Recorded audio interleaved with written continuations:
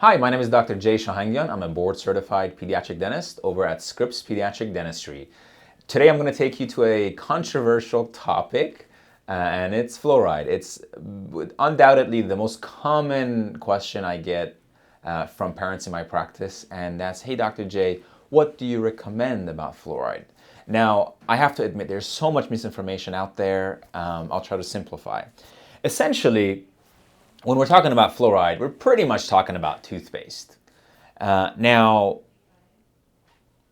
the first point I want to make is fluoride needs to be viewed as a much different entity as other products we're commonly used to, shampoo, soap, the disposables that we utilize.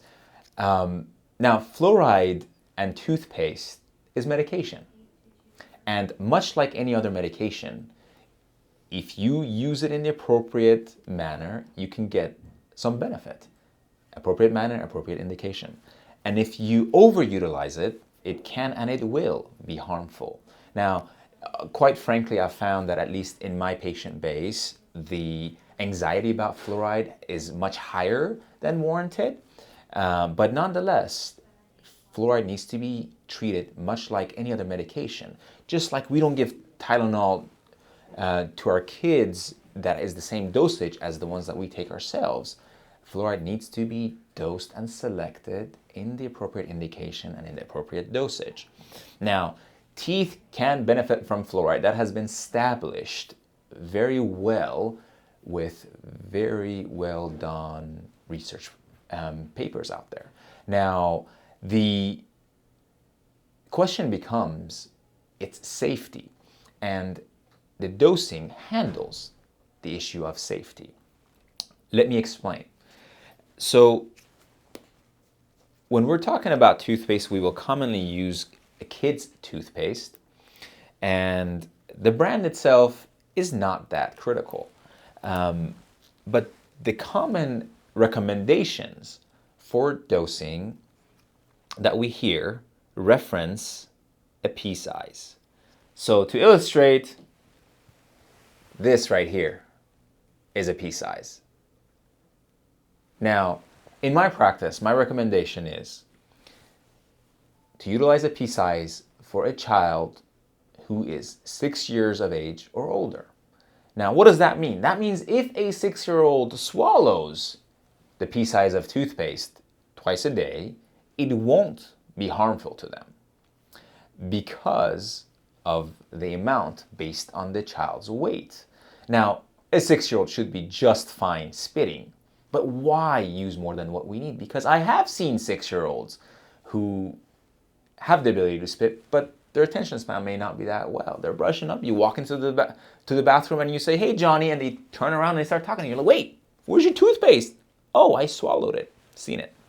So this is our end game. Now, for a child who is, say, 3 years old, we would use half that pea size.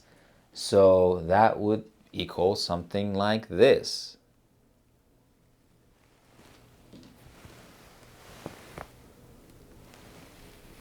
That's not very much toothpaste. Now, many 3-year-olds will swallow, okay? Some will spit just fine by age 3, but many will swallow. So when you are using a very, very, very small amount, no harm done.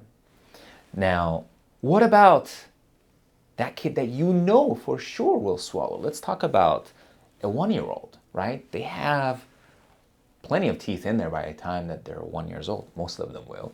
And the amount that we commonly recommend for our families is what I call a grain of rice. It's just a smear of fluoridated kids' toothpaste. And yes, a 1-year-old will end up swallowing a great deal of this, but because of how little it is based on their weight, they will not be harmed. So in short, it's all about dosing based on a child's weight, and we commonly are encouraged to use tons and tons of toothpaste by the manufacturers and get into a little fear factor when it comes to the safety of fluoride. Now, I will leave you guys with another product which has picked up some popularity. It's called Mipaste, and there is some versions of Mipaste which has fluoride or is fluoride free, and it's really one of the very few products that I have seen that its fluoride free version actually has some well established and well researched benefits to the human enamel. So there's not a problem with staying away from fluoride if you have some absolute contraindications, but hopefully the decision that you make is based on sound science and you understand where dosing really needs to play a role in that decision. I hope you found this video helpful, and if you have any other questions that you'd like answered, please feel free to share that with us, and we'll see you guys next time. Take care.